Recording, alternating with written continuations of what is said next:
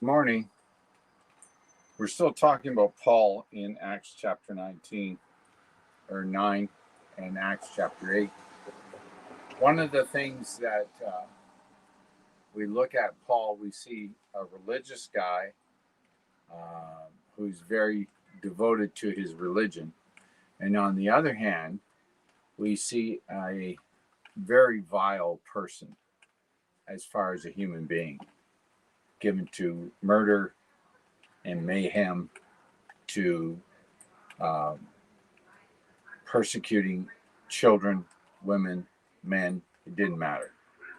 A license to kill, which is what he had when he was on the road to Damascus, a letter to all the authorities where he was going to Damascus to encourage more persecution and targeting families because of their following Christ and ministering in the name of Christ. So you have this guy who's pretty bad, to say the least. And in today's um, explanation, uh, a criminal uh, at the very least, who's been given a religious freedom to do whatever he wants, and then he meets Christ, and then there's this conversion that takes place, and a baptism that takes place, and a healing that takes place. And this man does a complete 180, and all the zeal that he had for persecuting the church, he now uses to promote the kingdom of God.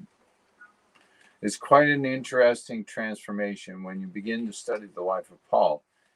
He was a nasty guy. He was just nasty.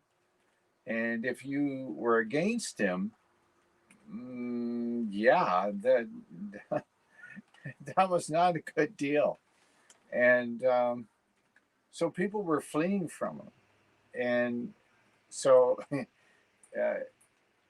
enter the change, and then he approaches Christians, and all the Christians know because of his reputation. Um, and he says, "I'm a believer," and they all go like, "Yeah, right. Yeah, yeah, yeah. We know who you are. Uh, we don't want anything to do with you because you're just bad news." Um, so sometimes the church struggles to walk as Christ with people who are forgiven by Christ. We can be forgiven, but there has to be the demonstrated change. And Paul starts demonstrating the change, starts preaching Christ, and it totally shakes up the early Christian church because uh, the level of transformation is beyond their mental comprehension.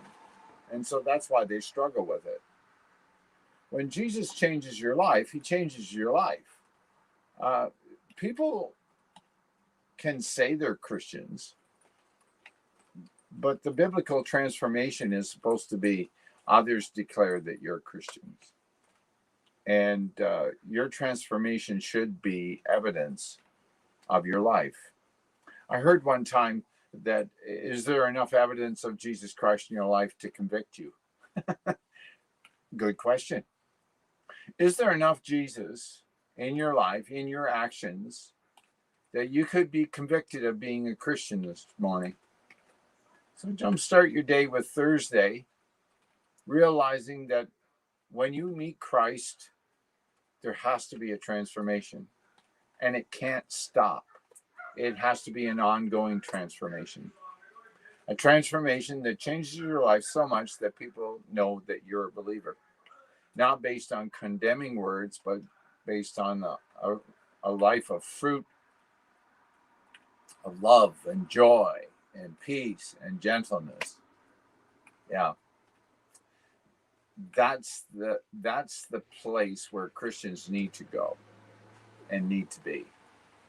And less about judging, less about unforgiving, and less about submitting to Christ and submitting to the word, and more about following Christ. Good morning, Sandra and Rachel. Thanks for tuning in, Facebook friends. Please share this word with others. They need some encouragement this morning, because it's so crucial that we understand that when Christ intersects your life, there has to be a change. You can't keep doing what you used to do and still call yourself of Christ, because it has nothing to do with Christ. Your old life has passed away. Behold, all things are become new. And that's where you are today. That's what this Jumpstart Thursday is all about. Is there enough evidence to convict you of being a Christian? Are your words loving enough and joyful enough and forgiving enough and caring and full of grace and mercy? Is that fruit evident? Because if it is, then you'll be like Paul, truly transformed, truly converted.